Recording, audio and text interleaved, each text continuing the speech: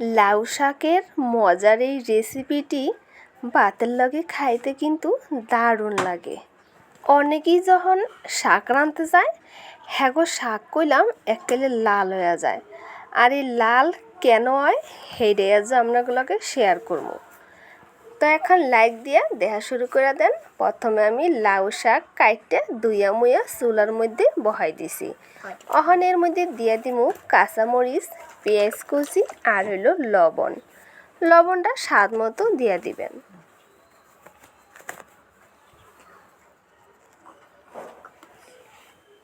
সব কিছু আমি শাকের মধ্যে দিয়ে দিছি। অহন একটা ডাকনা দিয়ে ডাইকা দিলাম। এর আগেই কইলাম আমি অল্পটুনি পানি দিয়ে দিছি। তো দেখতে পাইতেছেন শাকটা করলাম এককেলে উন্না অল্প হয়ে গেছে। অনে এটার আমি একটু লাইরা ছেড়া দিমু ভালো কইরা, জানি পেঁয়াজ মরিচ লবণ সব সুন্দর মতো মিশা যায়।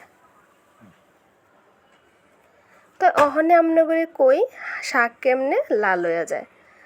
যদি এই শাক চুলার মধ্যে হিদ্ধ বহাইয়া অনেকক্ষণ ডাইকা থুইয়া দেন হেলে কিন্তু শাক লাল হয়ে যায়।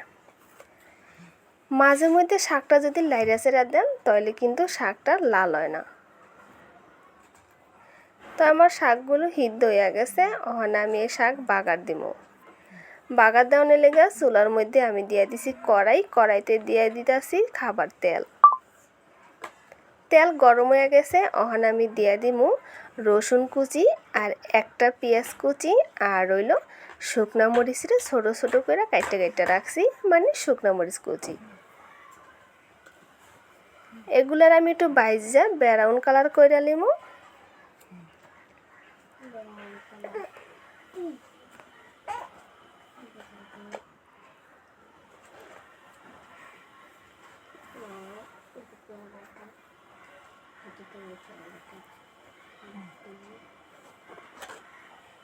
আমার কলিজার ভাই ও বোনেরা, আমার ভিডিওখান যদি আপনাকে ভালো লাগে থাকে হলে কিন্তু লাইক কমেন্ট শেয়ার করে দিবেন আর সাবস্ক্রাইব করে ছোট ফ্যামিলির সদস্য হয়ে যাবেন।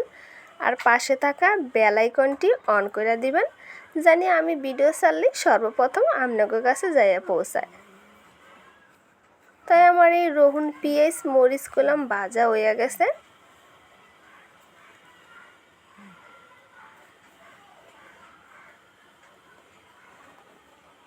অহনে আমি এর মধ্যে দিয়ে দিমু সিদ্ধ করা শাকগুলান।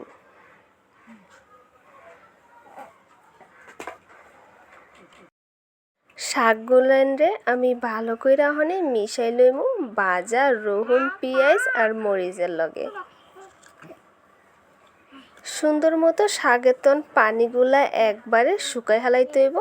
শাকের মধ্যে পানি থাকলে কইলাম শাকটা খাইতে মজা লাগে না। যতটা সম্ভব এই শাকের তন পানি হুগাই লইবেন।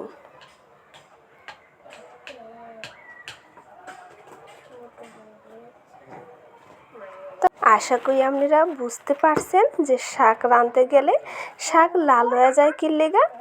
আমরা যে একলা জম্মের মতন ডাইকা থিয়া দিই অনেক সময় লেগে লাড়ি চারি না, তখন করলাম শাক নিচের তো লাল হয়ে যায় আর এই শাক খাইতে গেলাম সুক্কা লাগে। আসসালামু আলাইকুম।